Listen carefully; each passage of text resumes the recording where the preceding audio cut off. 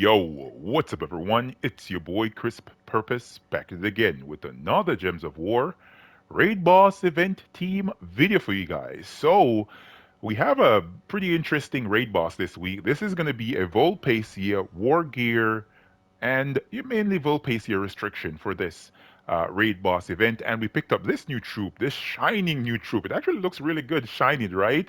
Rage Paw is the troop, War Gear troop with a 12 mana cost. I have mine down to 11.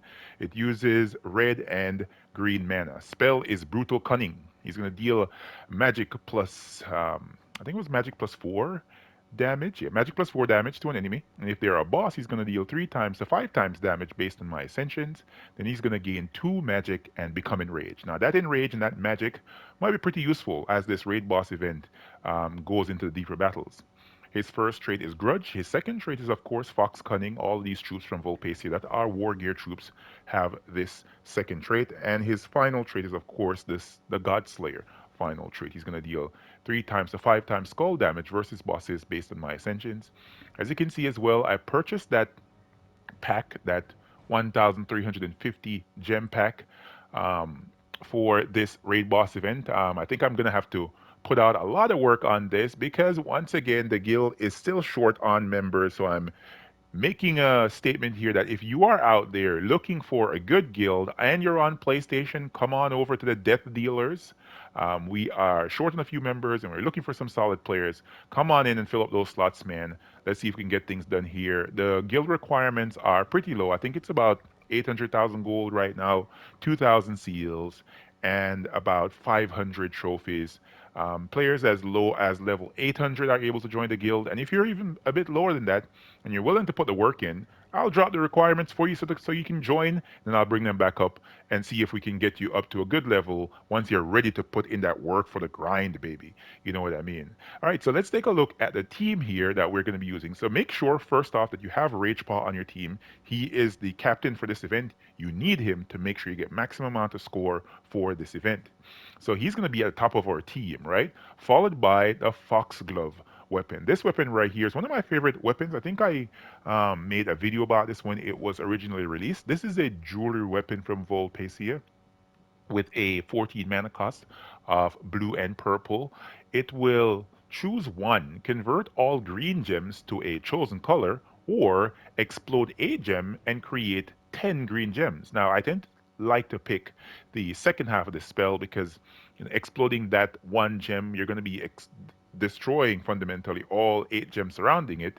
And that allows you right there to get a lot of mana to your troops if indeed you destroy a part of the board and then the rest of the board you can fill up with those green gems. One of the great things about the weapon as well, it has Vital, it has Fey for the weapon upgrades, it also has Radiant. I think that Radiant is giving 1 mana to all allies. And it also has Leaf, which is a Leaf Storm every single time you cast this weapon. I'm using it with the Orb Weaver hero class, and I'm sure you're wondering, this is a Vulpacea restriction. Why not using the Vulpacea class? I'm using Orb Weaver for 2 reasons. Mainly for the Familia final trait on the class. I will have a 35% chance to summon a giant spider when I take damage, as well as the class as well has a root trap and a nature's aura. So I'll have that green storm at the start of battle, and in addition to that, I'm stealthy. So I cannot be targeted by spells unless there are no other targets for the enemy to target. And as you can see, as I said before, I purchased up those potions. So I have the potion of enchantment, potion of explosion, potion of rejuvenation, potion of armor, potion of blessing, and the potion of barrier, shielding, you called it, right? Barrier for all my allies at start of battle. I also have the Fox Fire King. This is a underworld troop from the Court of Fox's faction. Easily acquired. Go down there, toss a couple chaos shards at the portal. One of the best underworld troops in the game. Why? Because of his cunning flame spell. He has the ability, I should say, for 2 spells, right? He will choose one, deal magic plus 1 true damage to all enemies, and you can also choose to deal magic plus 1 true damage to the weakest enemy, boosted by red gems and spirit gems. And he also has for his traits Fox Cunning, Deep Magic, and as well Foxfire. It's a 50% chance to inflict Fair Fire on a random enemy when matching red gems. Fair Fire's enemies, you guys know, take 50% additional spell damage. So it allows you to deal more damage to them as you go through the battle. Now, we have a very unusual troop in the back of the team, Vulpine Champion. This troop right here is usually overlooked, but in the later battles, this troop is going to become very, very useful. Why? His second half of his spell, right? So he has two spells, like many other troops from this kingdom. He has the ability to eliminate all armor from an enemy. This might be very useful on the high level battles in which you have a boss troop with a lot of stats, and you might not be able to one shot that troop sometimes. This is going to be proved to be very useful because you're able to rip off all of the armor from whichever enemy you pick. So you pick the boss, take off all his armor, then you follow up with damage from your Rage Paw so as to deal the final bit of damage to Cursed Catharist right here at the back of this team. So yeah, that's going to be the focus. If you're in the earlier battles and you want things to go um, pretty quick, if you have the Mythic Options or another copy of the the Foxfire King, you can put him on the team, right? So if you don't want to use that in the early battles, you can do this. Or if you have the Mythic, which is Phoenix, you can also put this on the team. Why? Because that's the ability to resummon um, other troops to your assistance, so that you don't end up losing and losing the fight, I should say.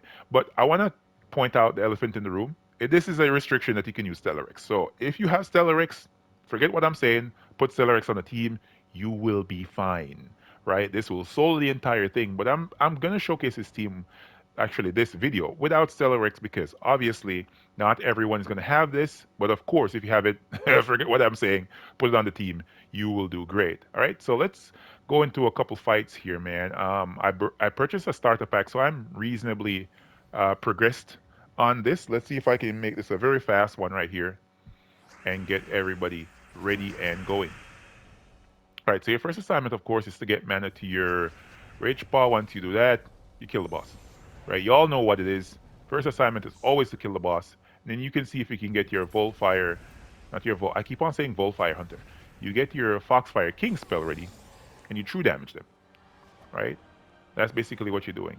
As you're in the earlier battles as well, you can put your your Rage Paw in the back of the team. He's not important in the early battles, right? You can put him in the back or in the second slot or in the third slot. You can move it around whichever way you prefer. Um, in the early fights, you might want to do this. And in the later battles, you move him up front. You want to get him spell ready quickly, kill out Catharisk, and then you can work on the rest of the team as you progress.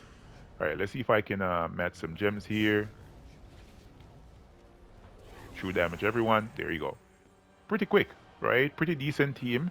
If you want to go ahead as well and use the class, go right ahead for Vulpacea. I'm using Orb Weaver because I love for the hero to be stealthy. And just in case you're worrying about other weapon options, if you don't have the Foxglove weapon, go right ahead and use the Fox Fang, right? This is a Vulpacea weapon as well. That is one of those explodey type weapons, right? So you explode a certain mana color, which is green, for example, on this one, and you grant a random status effect to all Vulpacea allies, and you summon a Vulpacea troop. This could be a great option for many players. Let's put this on the team, and let's get into it. But I like using a stealthy class. When you're using a stealthy class, the enemy Catharis cannot target you. They might kill the what's the name of that troop? The Rage Paw. It might kill your Volfire Hunter or your Foxfire King, I should say. And yeah, that's the most that it can do. It can't really go after your more important troops. You know, it can only go after can't go after the hero, I should say. You know, it can only go after the troops that it can target. All right, but let's see if I can run through a couple more battles here just to showcase what you're able to do with the team, rotate it around. But as the battles get more difficult, I'm sure you're gonna want to put on that troop I mentioned before. What's the name of the troop again? I think it's Vulfire Champion or Vulpine Champion. Don't let it forget, because that's the only reason I'm making mention of this troop. It's because it is a troop that could be useful, right? If you're eliminating all armor, it doesn't matter how much armor they have, you're taking it all away, right? He could be very useful in some later battles. Vulpine Champion, right? You might want to put the sucker on the team as the battles progress. so you can rip off Cathari's armor and deal your damage with your boss slayer. So yeah, guys, hopefully you found this video helpful and informative. If you did, remember to hit the like button, comment to let me know what you guys think. And of course, I want to make mention of it again that we are looking for some more members for the Death Dealers Guild. So if you are on PlayStation, man, come on over. We'd be glad to welcome you. We're short on players, so we need them. We just want to make sure you're not a muncher. You know what I mean? We don't need no munchers. That's one of the things that we had to kick out before. Kick out a lot of munchers. Some persons retired from the game. Some players stepped away because of personal reasons and tragedies that they had in their family. But still, the guild is going. We're looking for some players. If you're interested, hit me up. All right, guys. Catch y'all next one. Peace.